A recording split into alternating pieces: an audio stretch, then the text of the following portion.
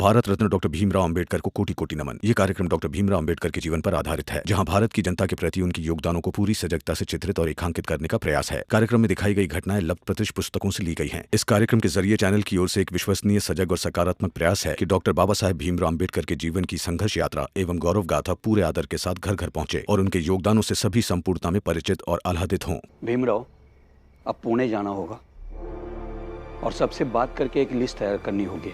मैं तो नहीं जा पाऊंगा, मुझे कुछ काम करना है यहाँ। कोई बात नहीं सर, आपको जाने की जरूरत भी नहीं है, मैं चला जाऊंगा पुणे। भीम के साथ मैं भी जाऊंगा। पापा? और मैं भी चली जाऊंगी। हाँ भीम, तुम तीनों जाओ और यहाँ की चिंता तुम बिल्कुल मत करना, हम सब है ना। अब तो चला ही जाऊंगा सर। जिस व्यक्ति के साथ उसके बाबा और उसकी पत्नी चाहे जहां आने के लिए तैयार हो, जिस व्यक्ति के दो बड़े भाई हमेशा उसके साथ खड़े हों, वो व्यक्ति कोई भी लड़ाई आसानी से लड़ लेगा।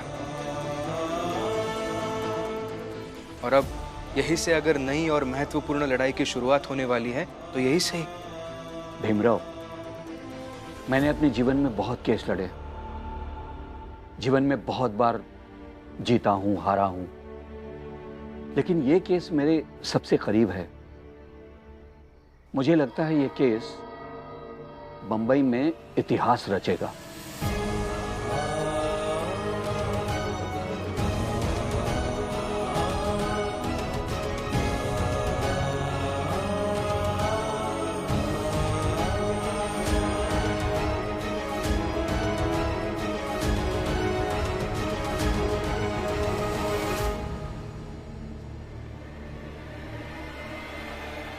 तो भीम और भीम की लड़ाई में इतनी जुट चुकी है कि अपने और अपने परिवार के बारे में सोच ही नहीं पा रही है। तू पति दर्द से करा रहा है और कमाने वाली औरत काम पर नहीं गई है।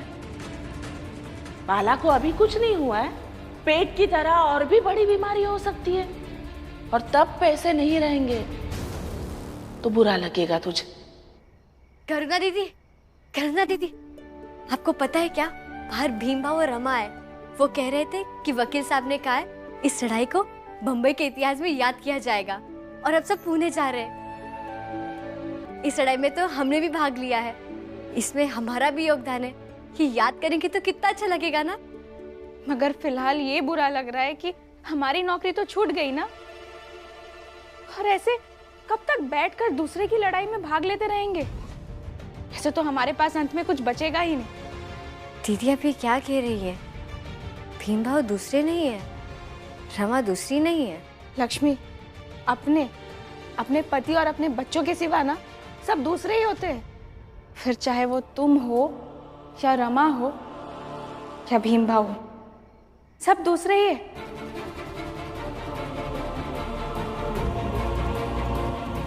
दीदी ऐसा नहीं है।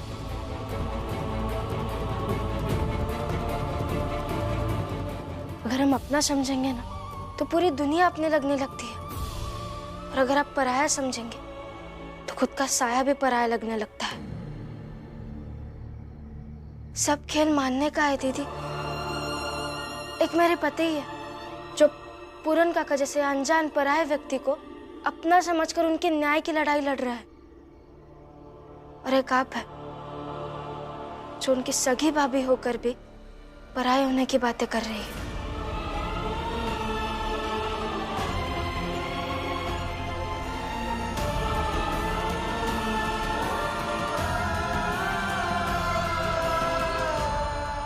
देखिए दीदी, मैं नहीं जानती हूँ कि आप किस बात को लेकर परेशान हैं, लेकिन मैं बस इतना ही कहना चाहती हूँ। कुछ मत कहो रमा, तुम बस जाओ यहाँ से। मुझे तुमसे कुछ भी बात नहीं करनी है, जाओ तुम। रमा, तुम जाओ, अभी हम बाद में बात करते हैं।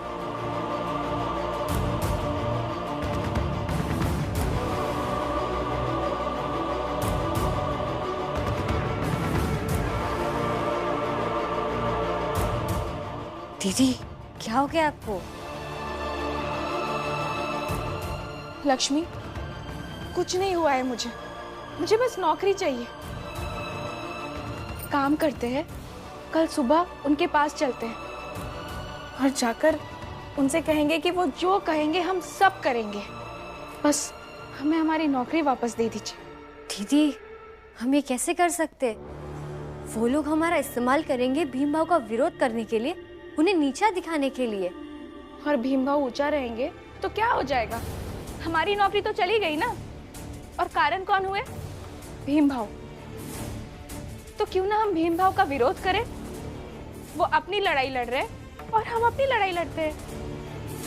दीदी, आप ये सोच भी कैसे सकती है? भीम भाव के खिलाफ? लक्ष्मी, तुम ही कहती हो ना, भीम भाव ऐसे है, भीम भाव वैसे है। वो सब कुछ समझते हैं, दूसरों का पक्ष भी समझते हैं। तो वो समझे ना हमारा पक्ष भी, समझे ना कि हमारी नौकरी अपनी जगह है और उनकी लड़ाई अपनी जगह है।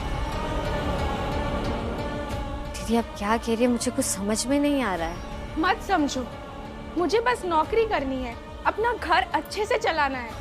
बस भीम भाव की जीत का इंतजार करके जीवन नहीं चलाना है मुझे। भीम भाव जीते मगर मेरा भी जीवन अच्छे से चलता रहे, बस इतना ही चाहती हूँ मैं।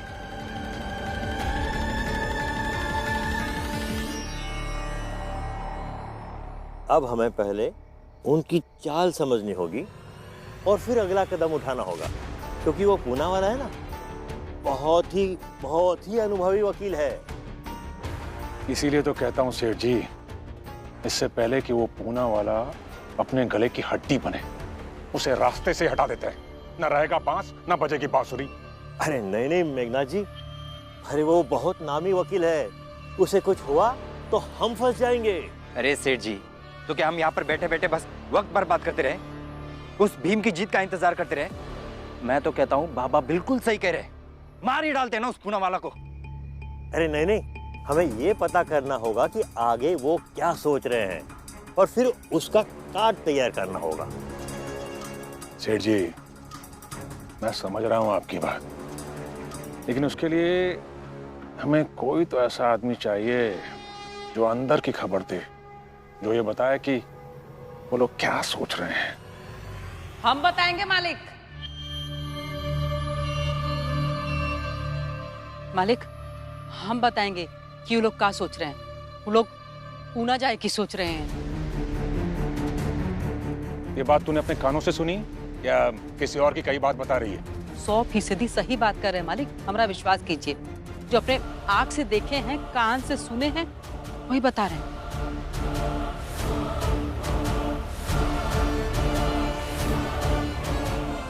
इसी बात का डर था मुझे। सेठ जी, अगर वो भीमराव पूना गया ना, तो वो पूरन की जात वाले और ऊंची जात वालों से मिलेगा, उन सबको भड़काएगा। और क्या है ना, ये भीमराव बातों का इतना धनी है कि आसानी से लोगों को अपनी ओर आकर्षित कर लेता है। इसका मतलब भीम पूरन के केस को बंबई से पुणे तक जोड़ना चाहता है। हाँ बेटा। हाँ, यही तो हम कह रहे थे कि वो बहुत अनुभवी व्यक्ति है और अनुभव यही कहता है कि केस को जड़ तक खोदो तो ही हल निकल आएगा। ये वही कर रहा है। मालिक, हम आपकी मदद किए, आप हमारी मदद कर दीजिए। हमारे पति जोखू को जेल से छुड़ा दीजिए मालिक।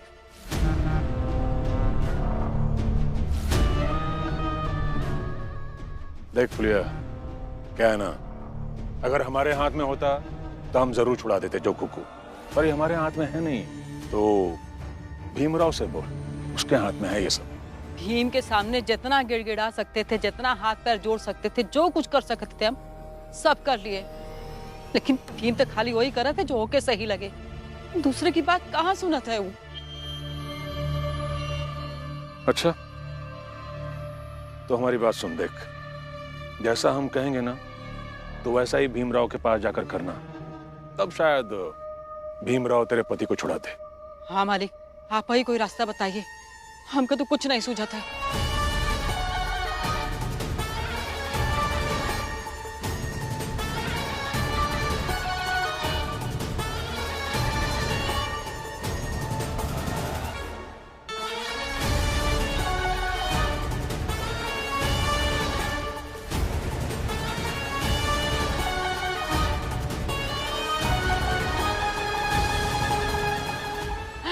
हाँ मालिक, समझ गए।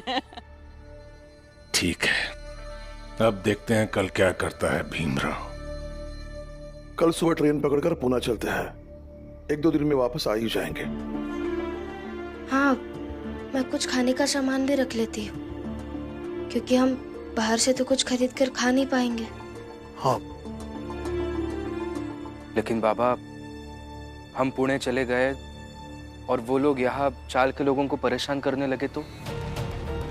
नहीं तो कहीं ऐसा ना हो जाए कि हम पूरन काका के इंसाफ के लिए पुणे चले जाएंगे और आकर देखेंगे तो पता चलेगा कि यहाँ कई सारे पूरन काका तैयार हो गए। नहीं। अरे भीम, हम हैं ना? हाँ भीम, हम हैं ना।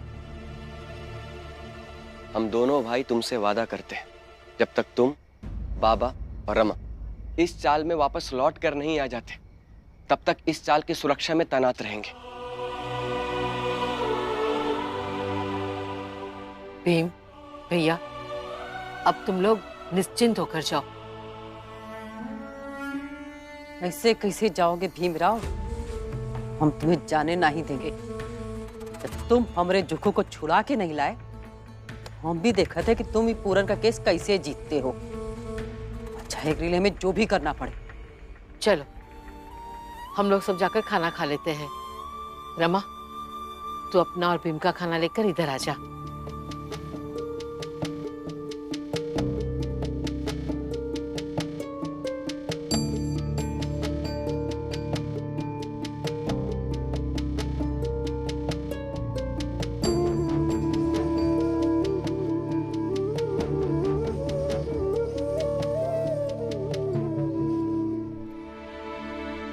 भीमराव,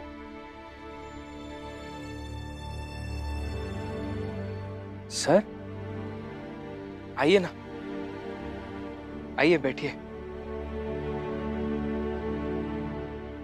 आप अभी ऐसे अचानक से यहाँ?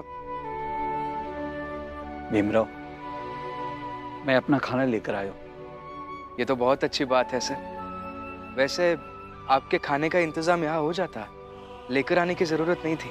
आवश्यकता थी भीम, क्योंकि मैंने खाना बनाया और जब खाने लगा तो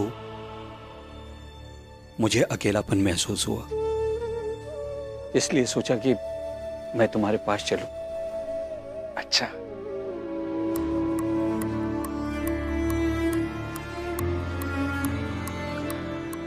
अगर बुरा ना माने तो एक बात पूछूं सर? हाँ पूछो। आपका कोई नहीं है क्या यहाँ? नहीं है ना, एक बेटा है, बेटी है, पत्नी है और एक भाई, उसका परिवार सब है। बहुत बड़ा परिवार है मेरा। लेकिन फिर भी आपने कहा कि खाना खाने बैठा तो अकेलापन। सर आप यहाँ?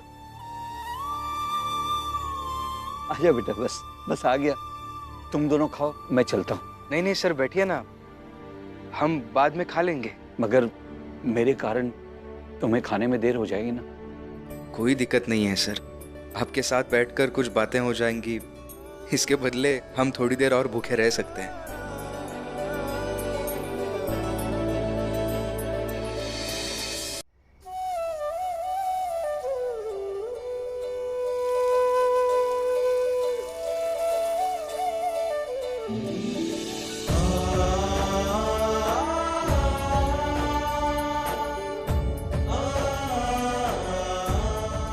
बैठिए सर। आओ भीम, तुम दोनों भी बैठो।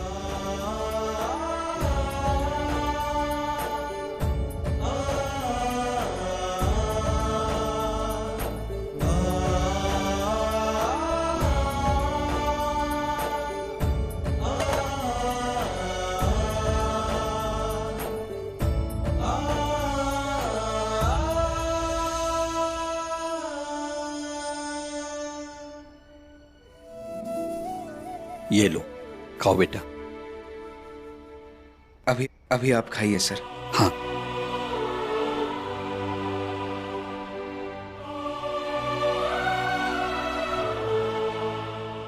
वकील साहब, इतना बड़ा परिवार है आपका यहाँ, जब खाना खाने बैठा तब अकेलापन।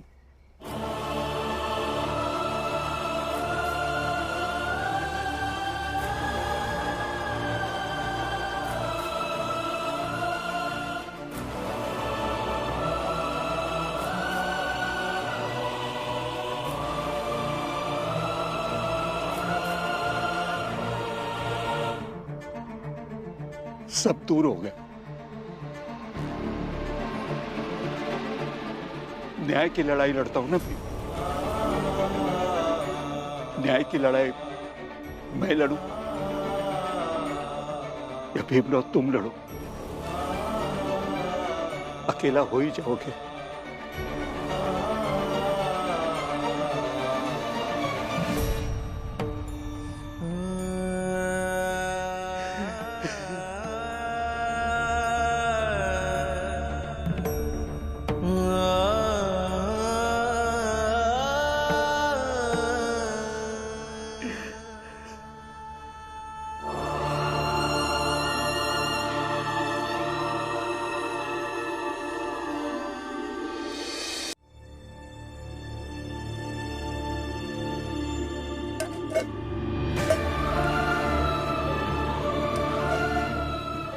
सर संभालिए।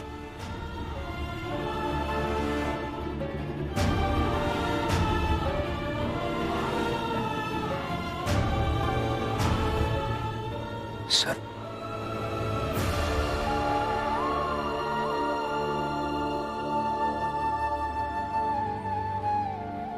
सर आप ऐसे खाना तो खत्म करके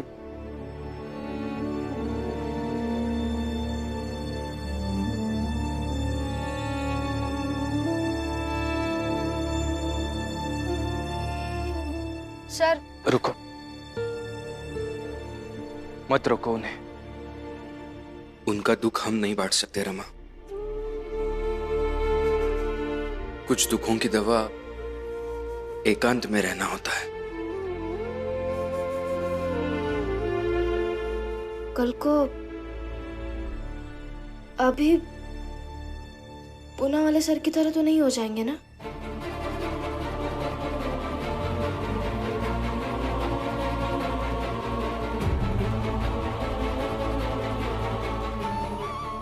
रमा, आपने ही तो अभी कहा ना कि कुछ दुख की दवा एकांत रहना होता है। रहने दीजिए मुझे आके।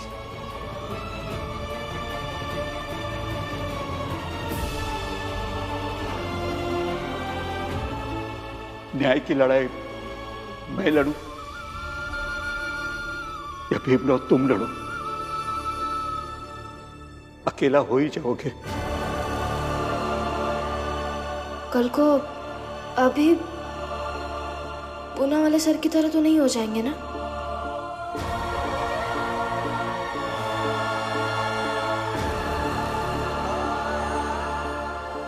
नहीं नहीं,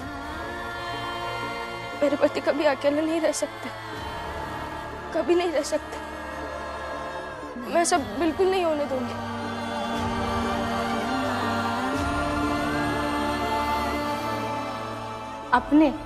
अपने पति और अपने बच्चों के सिवा ना सब दूसरे ही होते हैं।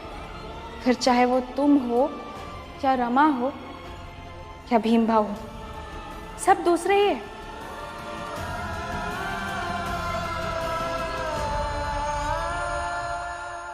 जीजाबाई, कल सुबह मैं, भीम और रमा हम तीनों पुना के लिए निकल जाएंगे।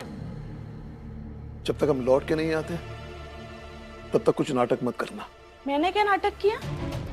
आप सबको ना मुझे शक की नजर से देखने की आदत हो गई है, और मैं कर भी क्या सकती हूँ? कुछ बोलूंगी तो कोई सुनेगा थोड़ी। लेकिन फिर भी आप मेरे पति हैं इसलिए कह रही हूँ। अपना ख्याल रखिएगा। वहां पुणे में आप सबके साथ कोई भी कुछ भी कर सकता है। अकेले थोड़ी है जो कोई कुछ भी कर लेगा। मैं हूं, भीम है, रमा है। दीदी,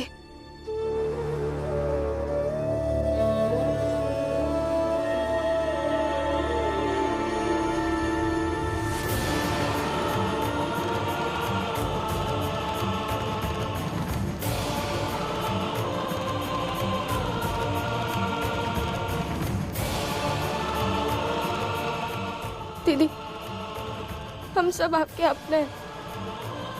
आप हमें अकेले मत छोड़िए।